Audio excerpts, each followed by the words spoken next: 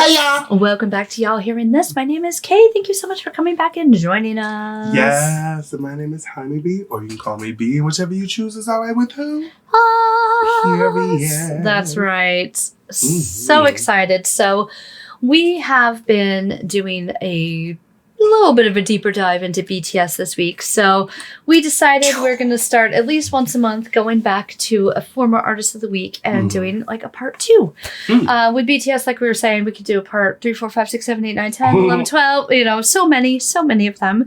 But yeah, we watched a couple, and we just watched another Dance Practice Live, a couple guides actually this week. Yeah. And yeah, we wanted to talk about it more on the podcast. So I guess my question to you is, what did you learn this week that you didn't learn the first time?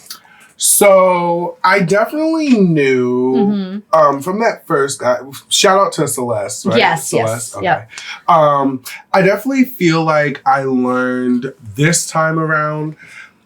I knew, just like any other artist, that they went through hardships. Yeah. But I will say the blatant disrespect that they get is appalling. And I think the biggest thing that I had a problem with was just the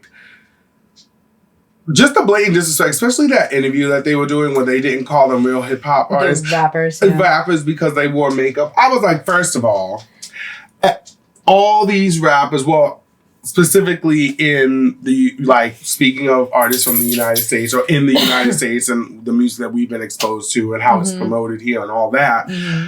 Every rapper that has had a photo shoot, that has done a video shoot, anything, has makeup on. Of course they do. Every single one of them. Of course they do. To the point where, especially coming from the hair industry, there's a lot of rappers that have their hairlines and their fades and their waves and all that stuff. A lot of that is manufactured.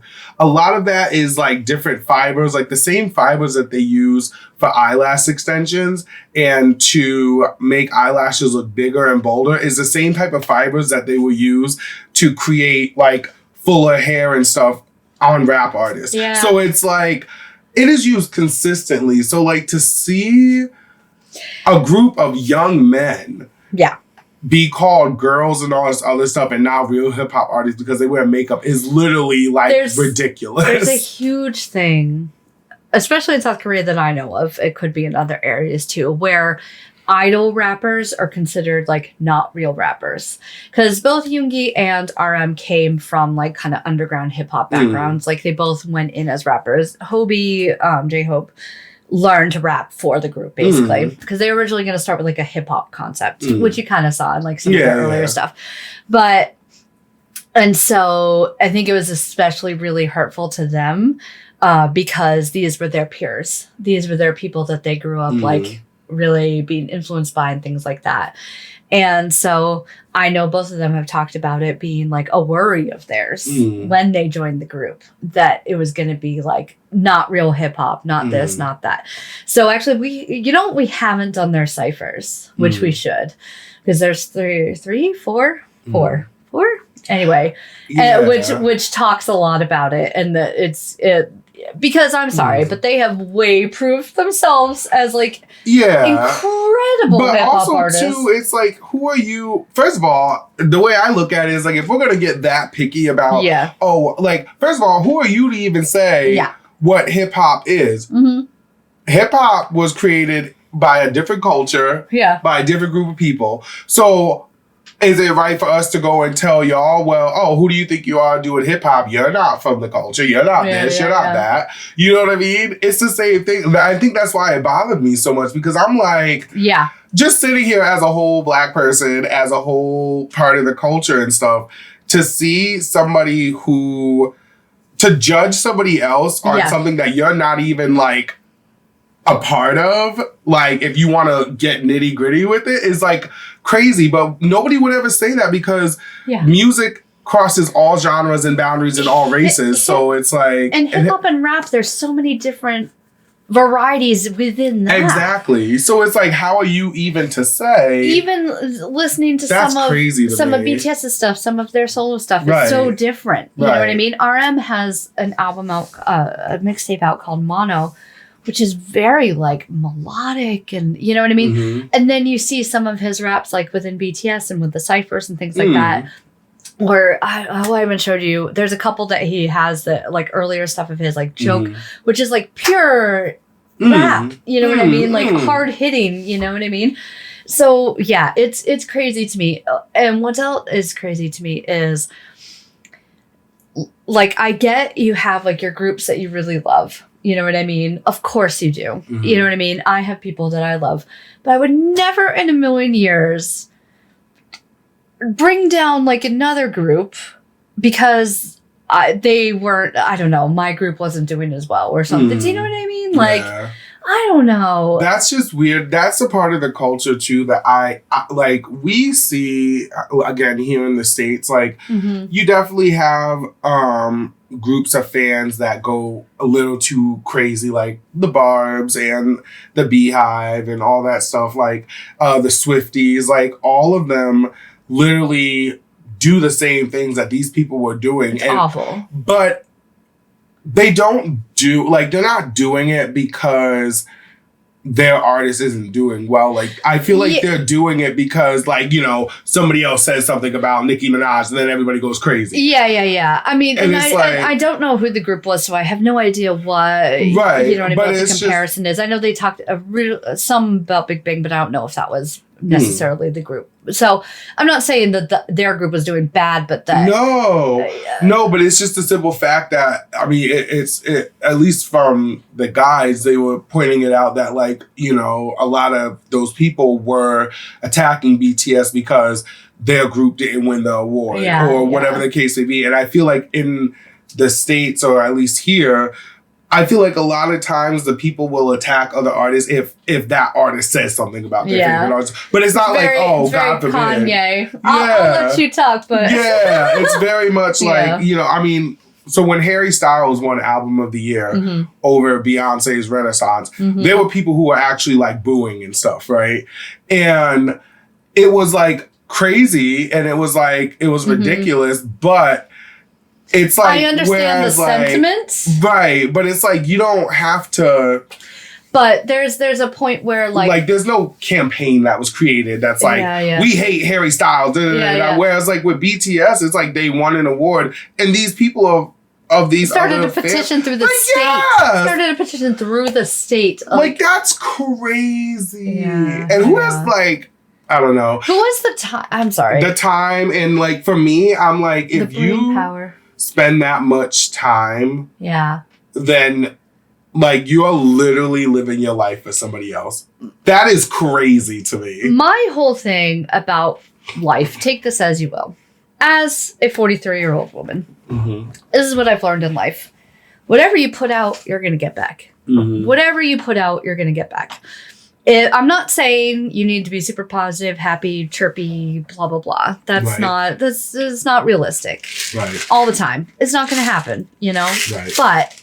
Sorry, I had to get a Tic Tac because my mouth's getting dry. if you're negative all the time, that is what you're going to get back. If you are on social media typing about how much you hate somebody, that's all you're going to see. Yep. That's all that's going to be you're surrounded by. And of course that's going to affect you. You know, I'm not saying you can't like not like a group. Of course you can. I'm not saying you can't be upset that like your group didn't win. Of course you can be.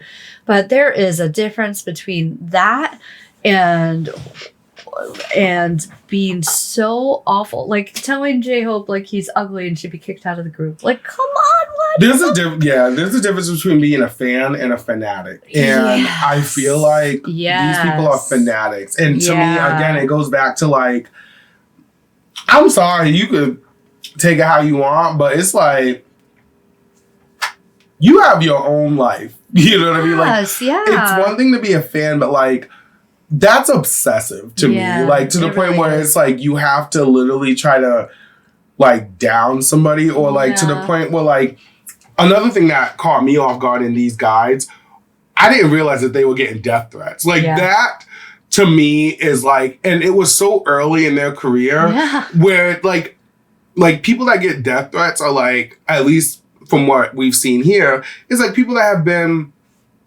at it for years. Yeah. You know what I mean? They have these legendary careers. So like to hear these new groups, which at that time too, never mind let's keep in mind that they're young. Super young. Like imagine if your teenage brother or sister or cousin or child was getting death threats just because somebody didn't like the fact that they were winning. Yeah. Based off of the hard ass work that they did. That's why I'm like, I could feel where RM's coming from, because I'm like, that would eat me alive. Like I would become depressed too, because I'd be like, I've sacrificed my life, my free time, my years of growing up and like experiencing my youth.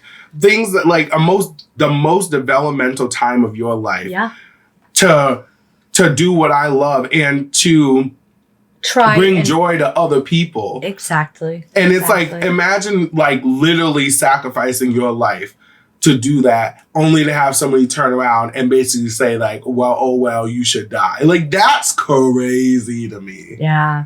That's where I'm like, you're not a fan. Like, you're obsessed. Yeah. You're a fanatic and you need to get help because you're literally living your life for somebody that doesn't even know you. Yeah. Yeah. Like, that's crazy. I have to say that I really love that, to turn this into a more positive direction. Yeah. I really love that they took that. Of course, they went through tough times, hearing all that and that sort of thing.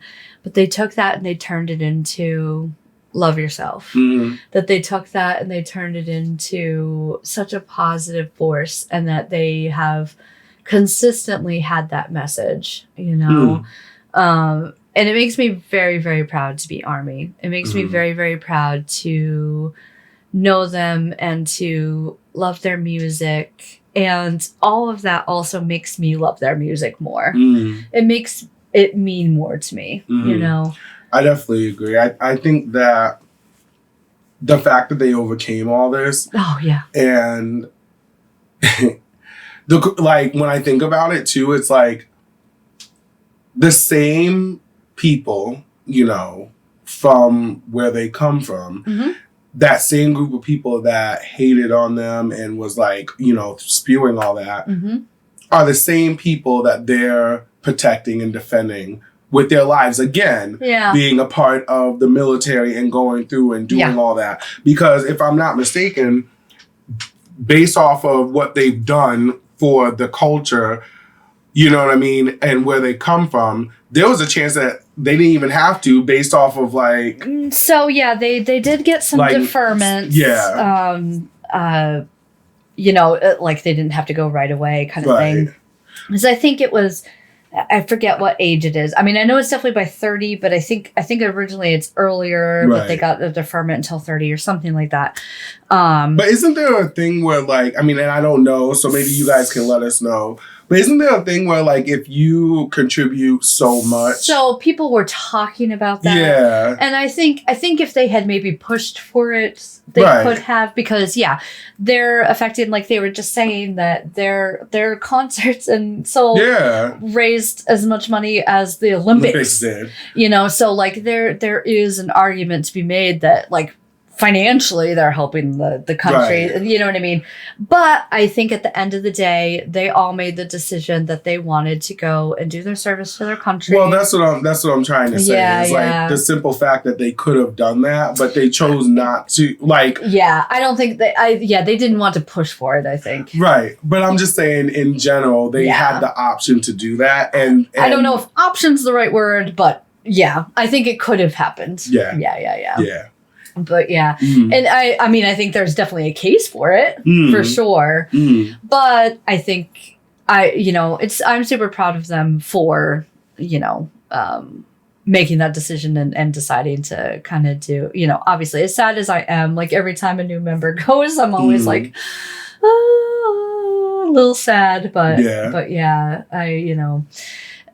2025 is going to be a good year when they've all come back. It won't be until the end of the year probably, but I'm excited and I can't wait. I hope they do some tours. And I mean, in the meantime, they've been giving us some absolute fire solos. Yeah, they've definitely been doing it. Just amazing. And it's really cool to see them be able to kind of branch off and do their own thing musically a little bit too, you know? Yeah, and it's nice because they have like that individuality. Yeah. And they are able to, you know, just refresh themselves and then come back. You know what I mean? Yep. Yeah, do something that, it's obviously as a group, they do all like input things, you know, but it's very different making your own album. So very different, you know, and I know a lot of them have talked about it in different ways. But yeah, I'm excited to see what they do in the future. So excited. Just both solos and together. I can't wait for them to like come back together and rule the world again, basically. Because I feel like every time they came out, it was slightly different. You know what I mean? Like they always like grow with the sound. So I'm super excited to see what their future is going to be like for sure. Yeah, I think that they're definitely going to come back and they're just going to like rule and do their thing like they usually do. You know what I mean? Like it's again, it's a testament to the hard work that they do. It's a testament to, you know, everything that they sacrifice for and that they probably still get a lot, you know, of backlash and whatever for, but it's like the mindset's different now because one, they're older. Yeah. They look at things, they know what's important and what's not. And they understand what sacrifice is. You know what I mean? So it's like when you sacrifice that much and you learn from those experiences, especially going through all that, it's like at some point, it just comes to the point where it's like, none of that can even touch you anymore. Like it doesn't even bother you. And it's just kind of like, all right, you just gonna say what you want to say. I'm still a human being, so it might like hurt my feelings for a day, but it's like I'm not going to lose sleep. Yeah. You know what I mean? Yeah. But I think it's gonna be really interesting to see when they come back and how they do that. I think it's going to be really, really cool. I think they're definitely going to incorporate a lot of the lessons they've learned from doing their service and you know, and doing their solo music. I think they're going to be able to bring all that back, and it's going to be interesting to see where they go. Yeah, I'm super excited. Now, I did want to ask, is V still your bias? It was always between V and RM.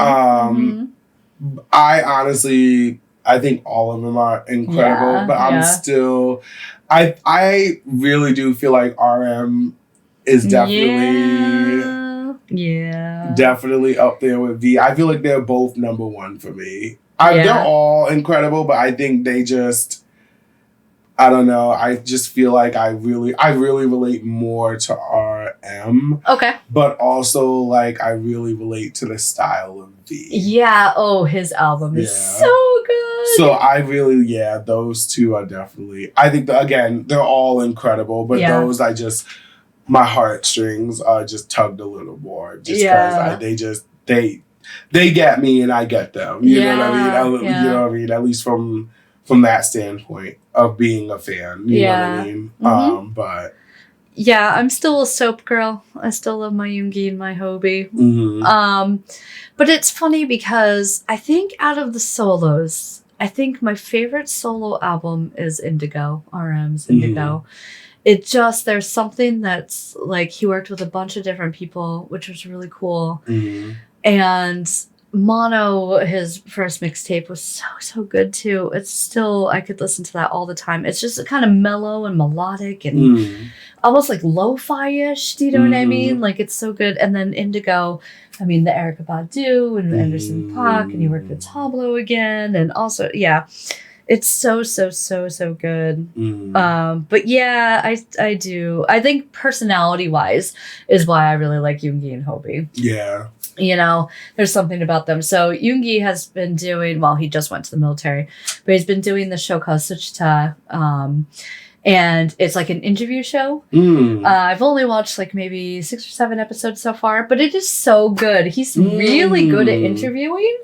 And I think a lot of it Which is a really hard trait to have. It really is. Like he pulls stuff out. Like, And it's people, so he did one with like Taeyang from Big Bang. Mm-hmm. He has done a couple of the members. So he did, there's the first one was RM, and I just watched one with Jimin. And I know he's done the other members too. Mm-hmm. But I haven't seen them yet. But, and he's super funny with the members, but it's really cool to see him interview someone like Taeyang, he's like looks up to so much. So it was really cool to see that. That'd be dope. That's like It's like interviewing his idol. Yeah, you know? like that's fire. And he's really good at like drawing people out and stuff like that, which is funny because he's very like introspective and introverted kind of, but I think that's what makes him such a good interviewer, because he can kind of get into the people's heads and kind of think about what his questions are and kind of use his own experiences to kind of draw them out. Yeah. But it's such a good show. If you guys haven't watched it, I definitely recommend you go watch that. There's just such great episodes. And I've been watching them over on our Patreon. So first episode's up for free if you want to check it out. But anyway. But yeah, but RM, he has that leader quality that's so great too. He's such a good leader. Yeah, I definitely feel that. I really do think that he gets it. You know what I mean? Yeah. And I think that you have to be super humble. Yes. To not only make it through all of what they've been through, but also to like remain like flat-footed on the ground. Yes. You know what I mean? Like that's really hard to do, and the fact that they're able to do that with all this success and still be like, you know, all those celebrities and stuff that they interviewed about how much they liked them and stuff, it was like they just kept talking about how, especially Halsey was just talking about how they are just down to earth and like they don't give that I'm a star, you know what I mean, thing off. And that's so dope. And that's so hard to come by. And I also feel like that's why, you know, the Army goes so hard for them is because they are like they don't let it get to their head. Yes. You know what I mean? Yes. But they also, you know, I feel like as they've gotten older, one thing I've noticed is their confidence has gone up. And also it's like, they're like, we're not conceited and we're not this, but you will respect the fact that we have sacrificed and we have worked really hard. Exactly. And I love that. And I think that's why the Army just goes so hard for them. I think what I love about it is their love for Army helps us grow, and then Army's love for them helps them grow. You know what I mean? Like it's this kind of symbiotic relationship almost, you know what I mean? I've always loved, this is going to be very random. There's an anime I love called Fruits Basket. Okay. And one of the things they talk about in it is that a lot of times if you're having trouble and you're like feeling like not confident in yourself, you're not loving yourself, a lot of people are like, well, you have to love yourself before you can love other people kind of thing. But I've kind of always been like, that's BS a little bit. I've sometimes find you sometimes can't find those qualities in yourself until someone else sees them in you. I'm not saying like everything, obviously you know, but I think when someone else says to you like, hey, I really like this about you, is when you can start kind of seeing that in yourself and coming to love that. I think that happens between like the fandoms and the groups that we really love, you know, that they love us so much, and you can take that and feel like it may not be an individual thing. Like they can't look at me and say, hey, Kristen, I really love you, you know? Right. But I can feel in their music, in their words, in the way they interact with people, I can feel that love. And then I can give it back to them, and they can feel that when they're at a concert, when they're seeing the messages online, when they're, you know what I mean? When they get to the top of the Billboard charts, you know, like that's how they kind of get the love from us, you know? I feel that. And different things. I feel that actually, yeah. Sellout tours, all that stuff. And different things like they gave $1 million to Black Lives Matter. Army within a day raised another $1 million in their name and like gave it to that's so dope. Yeah, they just recently did that too because they just signed another contract that will take them through 2025 until they're all back together. And they donated another $1 million. Not to I forget, UNICEF, I believe. And Army also matched it. You know, so it's just that's what I love about BTS in general, K-pop groups, really, a lot of the ones that I really like are very similar in that love for their fans and the fans' love for them, and like wanting them to, wanting them to be their best selves and everything. It's just so cool. I really, really love it. So I have a question for you. Yeah, sure. Which would definitely be a really good little say what. All right. Say what is when we it's like the end of our episode where we like kind of talk about the same subject or we talk about something different. Yeah. Look, palate cleanser, whichever. But my question is, who do you see? Like, in the sense of, what's the next K-pop group and why do you feel, quote unquote, got next that you feel is going to be on the same level? Stray Kids. As BTS. Yeah, Stray Kids. I think Blackpink is kind of already there. Yes. Or else I would say them next, but headlining Coachella and also, you know what I mean? Stray Kids. Their VMA performance, I think definitely, TXT getting there too, but I think Stray Kids, they're already hugely known internationally. I mean, Winning Kingdom, even that was 4 years ago? No, 3 years ago.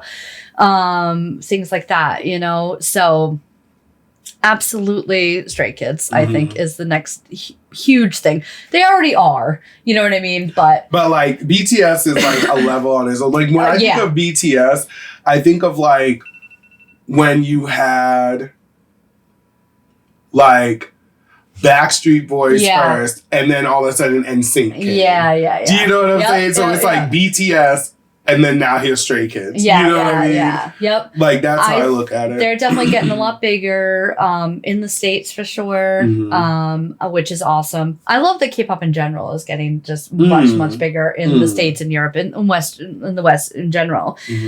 Because there is that, like, I'm sorry, English speakers are so bad sometimes about like that language barrier and like just be like, I don't understand it, so I'm not going to listen to it, you know. But that is very true. Which is tough. But a lot of the MVs and stuff now, obviously, I'll have subtitles and things like that. Anyway, I'll get off my soapbox on that one. But so you were saying that we were talking about Stray Kids and how basically they got next. Yes, I think so. Next. I really think so. Mm-hmm. They've just been really blowing up. They've been doing a lot of Japanese releases too, which is also a huge market. And I think after their VMA performance and Win, I think they're definitely up there. I wouldn't be surprised at all. I really want the Grammys to be more inclusive. I want Billboard to be more inclusive. I want, you know what I mean? So I want it to be, I don't want them to come to the VMAs for best K-pop group. I want them to come for best video of the year. I want them to come, you know what I mean? They just need to be integrated into all categories. Exactly. Which, like, I understand the idea of giving them, like, but it's still intermingled. Just because, like, Beyonce's in the best dance category. She was in the best pop, best R&B, and in the top 4 best, song, best that. And I feel like K-pop artists should get that too. They should be able in the big 4. Exactly. Album of the year, all that stuff. For sure. Was BTS ever nominated for Album of the Year or anything like that? I feel like they would have. Song of the Year? I can't remember if it was Album of the Year. They've gone to the Grammys twice and been nominated, but not won. Okay. I think for Butter and for... was it Dynamite? I can't remember now. I know they've gone twice, but yeah. Yeah. Yeah. Because I was going to say that would be dope. I know they were nominated, but I can't remember for what. What exactly? I'd have to look that up. But yeah, I know. I just hope it's this whole other world, and I mean, I was ignorant of it for 42 years, 40, you know what I mean? Yeah. So, I totally get it, but I'm excited to see. Yeah. I'm excited to see the future. I think with BTS at the helm of this big movement, I feel like, K-pop is definitely one, here to stay, and I definitely think that K-pop is definitely, they got the right guides to get them where they should be. Yeah, oh, for sure. You know what I mean? And there's so much like crossover now and everything too that it's awesome. Yeah. So yeah. They about to, listen, Yep. BTS 2025. I know. I can't wait. I'm going to a show come hell or high water. It's about to be I don't care how much money I have to crazy. spend. I'm going to a show with all of them. I've been lucky enough to see Yoongi, but yeah, I can't wait to see all of them for sure. It's about to be a time. Yep. And when they come back, it's going to be like people trying to buy tickets for the Renaissance store. I know. Or for Taylor Swift's Eras tour. It's about to be like... It's going to be crazy. I hope they play as many places in the U.S. as they... I don't know. We'll see. But I think they will. Yeah. I think they're going to be doing... I think, mark my words...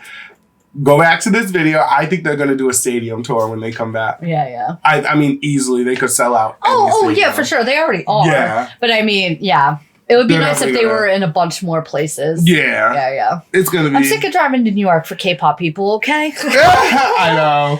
Let's get them out everywhere. But anyway, this was really cool getting to kind of do a little, like a second dip of the toe into BTS. Well, zippity zip. Yeah, exactly. No zip dip. It's awesome. It's awesome. We hope you guys enjoyed that as much as we did. And yeah, just keep it coming with all the BTS requests, recommendations. We'll definitely have to go back and find that butterfly video at some point and do that. Maybe we'll find a video of like the storyline, like an explanation of it, because I'm sure I did not explain it very well. But thank you guys as always for coming and joining us. We love you so much. Love you guys. We'll see you next time. Bye.